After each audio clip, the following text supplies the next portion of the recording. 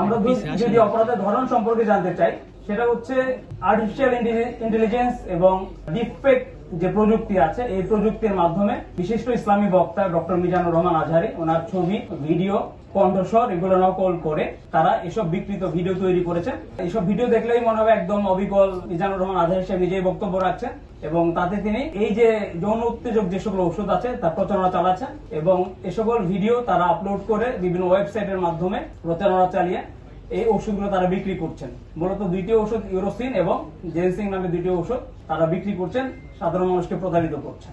ইতিমধ্যে আমরা দুটি বিশেষ জায়গাতে আমরা অভিযান চালিয়েছি, বিশেষ করে চট্টগ্রামের বাইজিদ বোস্তামি থানাধীন শেরশাহ কলোনির ঈদগাহ মাঠের পাশের একটি বাসা, যেখানে আমরা অভিযান চালিয়ে 9 জনকে আমরা গ্রেপ্তার করেছি এবং সেখান থেকে বিপুল পরিমাণ ইলেকট্রনিক সরঞ্জাম, বিশেষ করে ল্যাপটপ 11টি ল্যাপটপ, স্মার্ট মোবাইল ফোন 13টি, ফিচার মোবাইল ফোন 34টি, পেন ড্রাইভ 2টি এবং 21টি সিম কার্ড আমরা সেখান থেকে উদ্ধার করতে বা জব্দ করতে সমর্থ হয়েছি। মূলত এটি ছিল একটি কল সেন্টার এবং তাদের এই যে অবৈধ ব্যবসা পরিচালনার একটা হাব।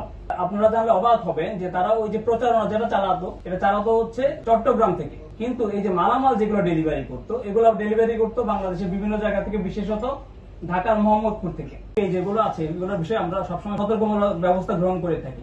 মূল কাজটা করা হচ্ছে প্রোটেকশন ডিভিশন আমাদের, যদিও আমি মতিঝিল ডিভিশনে, কিন্তু মতিঝিল ডিভিশনের মূল কাজ কিন্তু এই কেপিআই প্রোটেকশন না। কেপিআই প্রোটেকশনের মূল দায়িত্ব হচ্ছে আমাদের প্রোটেকশন একটা ডিভিশন আছে, তারা এই কাজগুলো করে থাকে, আমরা তাদেরকে সাপোর্ট দিয়ে থাকি। তো এটা নিয়মিত অংশ হিসেবে তারা যে সকল কার্যক্রম করবে, বাংলাদেশ ব্যাংক বা কেপিআই বা আপনার প্রোটেকশন ডিভিশন যদি আমাদের কাছে কোনো সহায়তা চায়, আমরা তাদের চাহিদা মতো সাপোর্ট দিয়ে যাবো। অনেক সময় আমরা একাধিক নির্দেশনা পাই, বিভিন্ন রকম নির্দেশনা আমাদের কাছে আছে, যে অনুযায়ী নির্দেশনা আছে, নির্দেশনার আলোকে আমরা সতর্কমূলক ব্যবস্থা গ্রহণ করে থাকি।